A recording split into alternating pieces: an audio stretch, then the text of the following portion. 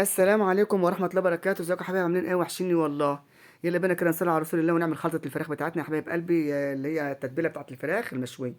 نشويها على الفحم معاكم. طماطم، فلفل سبايسي حامي او بارد يعني، هضربهم مع بعض.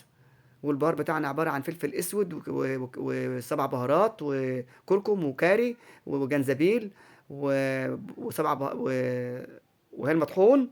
معلش البهارات دي بتلبخ شوية. وهي المطحون. ايوه، بصل بودرة وتوم بودرة. ماشي اهو. هنضربهم مع الطماطم والفلفل الحامي بتاعنا، وطبعا معانا بصل وتوم فريش اهو. ومعايا لبن. ومعايا سيا سوس. وهنحط دبس رمان. ما عنديش زبادي، ففي لبن عندي دسم وعليه وش القشطه بتاعه كده جميل. احسن من الزبادي، يعطيلها طعم في منتهى الجمال، احلى من الزبادي. ماشي. هنحط بقى معلقه دبس رمان. ماشي زي ما قلت لكم، البهار اهو دبس رمان. البهار يا حبايب قلبي ملح. فلفل اسود، كتر فلفل اسود شويه. كركم او كاري أو الموجود. توم باودر، بصل باودر. اللهم صل على النبي وجمال له. سبع بهارات. جنزبيل. بس. ما تكتروش عشان تخلوا طعم الحاجه كده محتفظ بنفسه يعني ما نكترش البهار. هحط البصل يا حبايبي عشان الكبه صغيره. وطبعا حطيت توم فريش. توم فريش. دي الخلطة بتاع الفراخ اللي هتبلها فيها وسايبها للصبح ان شاء الله في التلاجة. يعني انا بيت الحاجة بتاعتي اهو، خلاص كده تمام، ادي الفراخ خلاص. يلا بينا نعمل الكفتة. بصل الكفتة، توم. كيلو الا ربع لحمة اهو يا حبايبي مفرومة. نحط فلفل اسود. انا جبت بتاع الكمون وحطيت شويه، ما لحقت نفسي ما خدتش بالي. كتروا فلفل اسود للكفته. ما حطيتش اي حاجه تانية غير واحده مرقه، لو عايزين تحطوا حطوا، مش عايزين مش مهم. الفلفل الاسود بس والملح تظبطوه حكايه مع الخضره بتاعتكم. مع الكفته ما شاء الله ما بيضيعش حق يعني طعم اللحمه ولا حاجه يعني. فلفل اسود بس. اللي حابب يحط حاجه تانية يحط. انا حطيت فلفل اسود وظبطت الملح وحطيت واحده مرقه. وهحط معلقه دبس رمان على الخلطه بتاعتي، واحط الخضره بتاعتي اللي هو الشبت والبقدونس والكزبره الخضراء. خلاص. معلقه دبس رمان او سيا صوص بس. عشان تدي لون للكفته بتاعتنا. عايزين تحطوا بابريكا، بابريكا مدخنه حطوا. انا استكفيت بكده يعني، حطيت دبس رمان وخلاص. وانا بحمرها وانا بصبعها حطيت معلقه صلصه في مع حبه زيت ومشيتهم كده مع بعضهم، وبقيت اصبع الكفته بتاعتي عطت لون احمر وجميل يعني في منتهى الجمال، لون بامبي كده. معلقه بيكنج باودر صغيره مش مليان.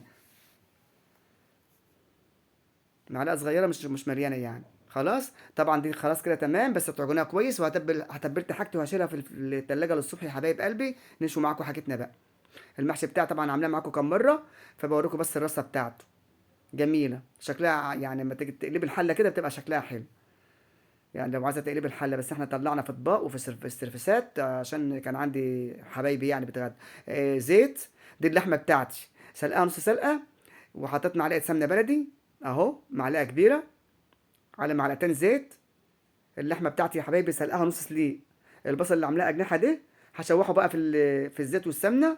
واديه لون ايه اللي هو الاصفر اللي هو الذهبي بس غامق شويه. الميه بتاعتي دي يا حبايبي حطيت فيها زيت. واحط فيها ملح. واسلق الرز البسمتي بتاعي. هسلقه. وبعدين بعد كده اصفيه في مصفى. هحمر البصل بتاعي. تمام. هديله لون ايه اللي هو قبل بتاع الصياديه بشويه يعني. احنا بنبقى نغمق بصله الصياديه شويه، هم نحطهم على المكسرات عشان ارشهم على الاكل على الطبق بتاعي في الاخر يعني، السرفيس بتاعي اللي احط عليه الاكل وكده. معايا للحمه. لومي. قرفه. اتنين مرقه. 10 فصوص بتاع ده حبهان. بتاع بابريكا. كاري. بصل باودر، توم باودر، فلفل ابيض او فلفل اسود. هذا الرز بتاعي اهو. بسلقه. طبعا ضفت اللحمه بتاعتي في الحله واشوحها بقى مع البصل والبهارات اللي شفتوها دي اللي هو اللومي والقرفه وطبعا حطيت ورق لوري. يعني ما كانش معايا في الطبق نسيت حطيت يعني. ضفته يعني. اهو بصوا اهي. شوحي بقى شوحي وخلي بقى ايه اللحمه تشرب من الحاجات دي البهارات بتاعتك الجميله. وضيف الرز بتاعك بقى، طبعا انت حاطه له ملح وزيت. بعد كده هتزينيه. هتحط زعفران في الكوبايتين دول، انا جايبه الاصفر والاحمر. رز هيبقى بقى واحده بيضه وواحده حمراء وواحده صفراء، تخيلوا كان في منتهى الجمال. معلقه ومعلقه تحط حبه ميه صغيرين هنا وحبه ميه صغيرين هنا وتدوبهم كده مع بعضيهم، وفي الاخر تزين الرز بتاعك اهو بصوا. تحفه. هي بس الكاميرا عشان اللي بعيد، بس اللون كان احمر واصفر. اهو بصوا كان احمر واصفر وابيض. يلا بينا نشوي الفراخ بقى على السطح والكفته. على الشوايه بالفحم، عفوا. طلعت على السطح طبعا عشان الدخنه تطلع. طبعا الجيران بقى وبقى يعني بصوا عملوا لها ايه دوشه. عايزين نبط عندك على السطح، عايزين نطلع على من البلكونه، مش الريحه كانت مبهدله الدنيا على السطح. يلا بقى نشوي الفراخ معاكم.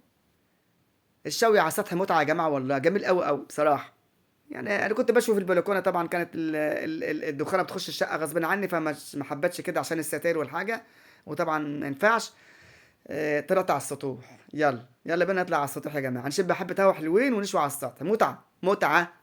يلا بينا. الفراخ بتاعتك يا حبيبتي هترصيها. انا دهنت البتاع اللي هي اللي بتحط عليها دي، اللي هي الشوايه دي.